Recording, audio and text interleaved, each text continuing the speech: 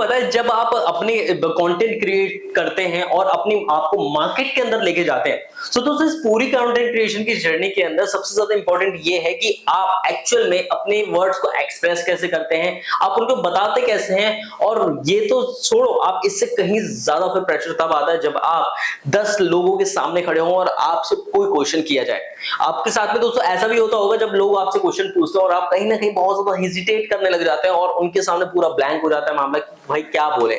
दोस्तों as it is अगर ये प्रॉब्लम आपके साथ में आती है, आपको स्टेज फियर है, लैक ऑफ कम्युनिकेशन है या फिर लैक ऑफ स्टेज फियर है, दोस्तों कहीं ना कहीं ये होता है कि हम लोगों से अच्छे से बात नहीं कर पाते, पब्लिक स्पीकिंग नहीं कर पाते, राइट। और अगर यहां तक कि घर के रिश्तेदार भी आ जाए तो भी हम डरते हैं कि भाई मुझसे कुछ पूछ ना ले, राइट। अगर ये प्रॉब्लम है तो दोस्तों आज की ट्रेनिंग के अंदर मैं ये सारे डाउट्स आपके क्लियर करने वाला हूं। तो प्रॉपर आज ट्रेनिंग के अंदर बने रहेगा, बहुत ज्यादा बढ़िया तरीके से आपको सिखाऊंगा, बहुत मजा आएगा। मिलके दोस्तों स्टार्ट करते हैं आज की ट्रेनिंग को। तो लेट्स स्टार्ट नाउ।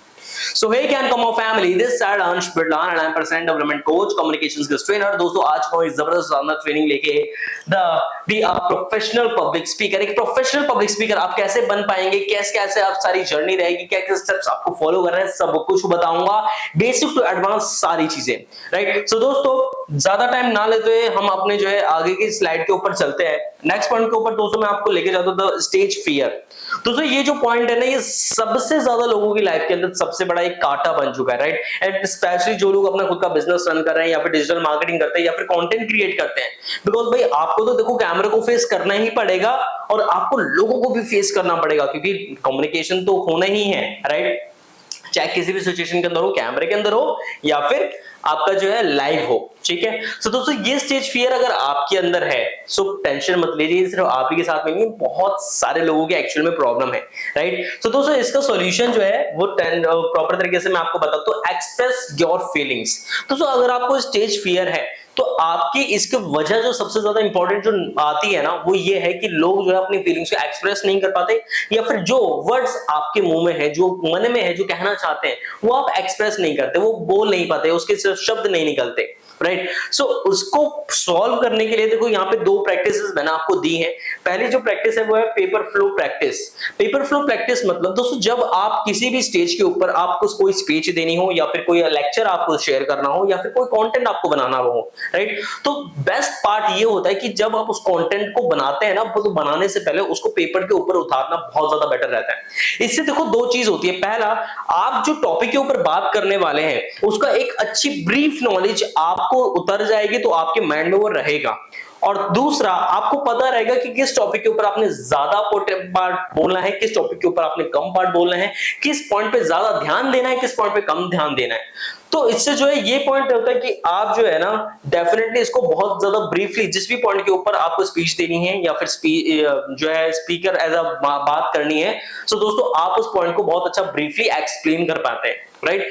तो द फर्स्ट पॉइंट इज आप डायरी के ऊपर जो भी पॉइंट बोल रहे हैं उसको पैराग्राफ वाइज उतारिए, जो जो पॉइंट आपको बोलने हैं, किसकी भी नॉलेज आपको देनी है। The second point is thought before talk. दोस्तों कई बार ये होता है कि बहुत सारे लोग ना बोलने से पहले सोचते नहीं है, राइट। वो कुछ भी बोल देते हैं और यहां तक कि ये भी कई बार हुआ है कि बहुत बड़े बड़े पब्लिक स्पीकर स्टेज के ऊपर आए हैं और उन्होंने बोलना कुछ और था और बोल कुछ और दिया, राइट। तो अक्सर ये प्रॉब्लम सभी के साथ में होती है, राइट। तो इसको सॉल्व करने के लिए दोस्तों आपने क्या करना है, बोलने से पहले एटलीस्ट जो सेंटेंस आप बोलना चाह रहे हैं ना उसका जो टॉपिक है वो सबसे पहले अपने माइंड में थॉट कर लीजिएगा कि क्या आप बोल रहे हैं और क्या उसका इंपैक्ट सामने वाले के ऊपर पड़ेगा।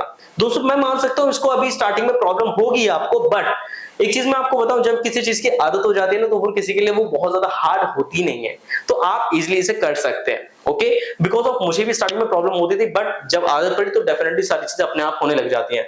Now we talk about the next point is, दोस्तों अगर मैं आपको बताऊं जो हमारा नेक्स्ट पॉइंट है वो ये है कि आपने जो आपके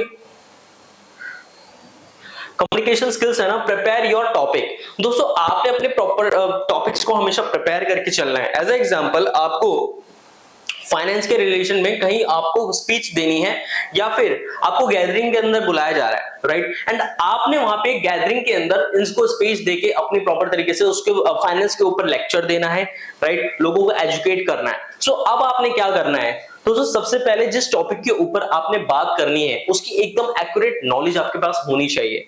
because of lack of knowledge का सबसे बड़ा कारण ये हो जाता है, लैक ऑफ कॉन्फिडेंस का सबसे बड़ा कारण ये होता है कि आपको लैक ऑफ नॉलेज है। यानी कि जिस टॉपिक के ऊपर आप बात कर रहे हैं अगर उसके बारे में आपको कुछ पता नहीं है, सो डेफिनेटली ये कारण हो सकता है कि आपका कॉन्फिडेंस खत्म हो जाएगा एंड आप वहां पे अपनी बातों को एक्सप्रेस नहीं कर पाएंगे। Always be are right confident. दोस्तों आप अगर अपने नॉलेज के ऊपर काम करेंगे ना तो वो ऑटोमेटिकली आपका कॉन्फिडेंस भी बहुत ज्यादा इंक्रीज हो जाता है।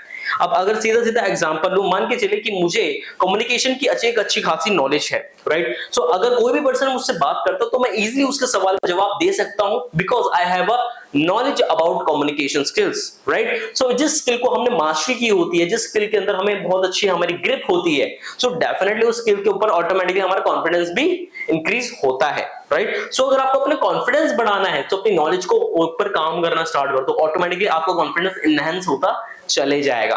दोस्तों आगे पॉइंट के ऊपर अगर मैं आपसे बताऊं, प्रॉब्लम और सॉल्यूशन ऑफ मिररिंग फॉर्मूला। बहुत सारे लोगों को ना देखो अपने बॉडी के फेस के एक्सप्रेशंस के अंदर प्रॉब्लम आता है, राइट। बहुत सारे लोगों को अपने जो है फेस के एक्सप्रेशन, बॉडी लैंग्वेज, बॉडी के आईब्रोज मूवमेंट, आई कांटेक्ट या आपका चेहरा लग कैसे रहा है, किस मूवमेंट में जा रहा है, तो बहुत सारे डाउट अपने मन में आते हैं। तो दोस्तों इसका भी सॉल्यूशन इसके अंदर है कि जब आप अपने फेस के एक्सप्रेशन देते हैं ना तो उसको देने के लिए भाई आपके घर से के सभी के घर में एक मिरर तो होता ही है। अब मिरर को यूज आपने करना कैसे वो मैं आपको थोड़ा सा बताता हूँ। दोस्तों जो मिरर है ना, इस मिरर के सामने आपको जिस टॉपिक के ऊपर बात करनी है उस टॉपिक के घर में सामने अपने मिरर रखिए, जब कोई ना हो या फिर कोई दिक्कत नहीं है यार, फिर भी अगर सामने भी लोगों में कोई फर्क नहीं पड़ता, राइट। तो जो भी पॉइंट आपको डिस्कस करना है उसको करना शुरू कर दीजिए एंड पॉइंट को इजीली एक्सप्लेन करिए बढ़िया तरीके से, राइट। और देखिए कि आपके आई कांटेक्ट कैसा जा रहा है, आपके जो है फेस के टेक्सचर कैसे जा रहे हैं, आप अपनी बॉडी को कैसे यूज कर, अपनी बॉडी लैंग्वेज को कैसे यूज कर रहे हैं, राइट, अपनी आईब्रोज को कैसे यूज कर रहे हैं। तो ये जो पॉइंट है ये देखने बहुत ज्यादा इंपॉर्टेंट है आपकी स्पीकिंग के अंदर, राइट। दोस्तों now we talk about our next point is most important, stage covering. अब बहुत सारे लोग ये बोलते हैं कि सर जब हम स्टेज पे आते हैं ना तो बहुत सारे लोग, कुछ लोग तो ऐसे खड़े हो जाते हैं, कुछ लोग ऐसे खड़े हो जाते हैं और कुछ लोग ऐसे जेब में हाथ खड़े होकर ऐसे बैठ जाते हैं। और अगर जो पोडियम होता है, पोडियम मतलब आपको एक लकड़ी का फट्टा टाइप होता है, राइट। जब आप स्टेज पे जाते हैं तो बहुत सारे लोग बस उस पोडियम पे बैठ के अपना स्पीच देते हैं। बट दोस्तों मैं एक चीज आपको बताऊं, एक बेस्ट स्पीकर कभी भी पोडियम के पास इतना खड़ा होता नहीं है, राइट। क्यों? बिकॉज ऑफ ज्यादा मूवमेंट करने के ऊपर वो फोकस रखता है, राइट। बट अगर आप एक ही पर्सन के ऊपर ध्यान देंगे स्टेज से तो बाकी सारे ऑडियंस का आपसे ध्यान हट जाएगा। तो अब आपने क्या करना है, इसका एक बहुत अच्छा फॉर्मूला है दोस्तों, बहुत अच्छा तरीका है, वो है स्टेज कवरिंग का। स्टेज कवरिंग फॉर्मूला क्या कहता है कि जब आप स्टेज पे जाते हो, राइट, तो कई बार ये होता है आप एक ही पर्सन पे फोकस कर रहे हो तो बाकी सारे को ध्यान हट जाता है, वो आप उन सभी का अटेंशन नहीं ले पाते। तो आपने क्या करना है, एक ट्रायंगल बनाना है। ऐसा एग्जांपल, आप स्टेज पे गए और यहां से किनारे पे नजर लेके चले गए, फिर वहां से पीछे नजर लेके चले गए और फिर वहां से इधर लेके चले गए। इससे एक्चुअल में होता क्या है कि जब आप यहां से इस साइड लेके जाते हो तो जितनी भी यहाँ की ऑडियंस है, राइट, आपकी लेफ्ट साइड की जितनी भी सारी ऑडियंस है वो वहां पे कवरेज हो जाते हैं, उनको लगता है कि सर हमें देख रहे हैं।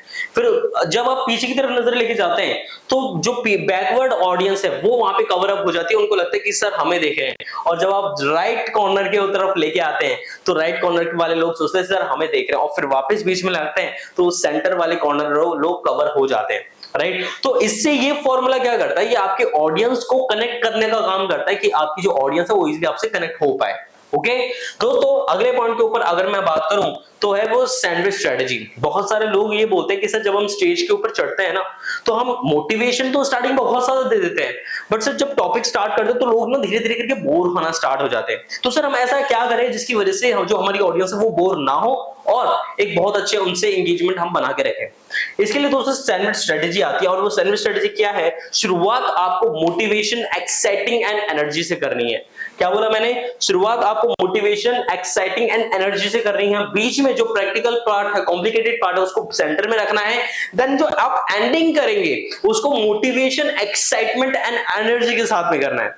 क्या बोला मैंने, द फर्स्ट पॉइंट इज आपको मोटिवेशन, एनर्जी एंड एक्साइटमेंट के साथ में स्टार्टिंग भी करनी है और प्रैक्टिकल पार्ट बीच में रखना है, फिर मोटिवेशन, एक्साइटमेंट एंड एनर्जी के साथ में अपनी क्लोजिंग भी करनी है।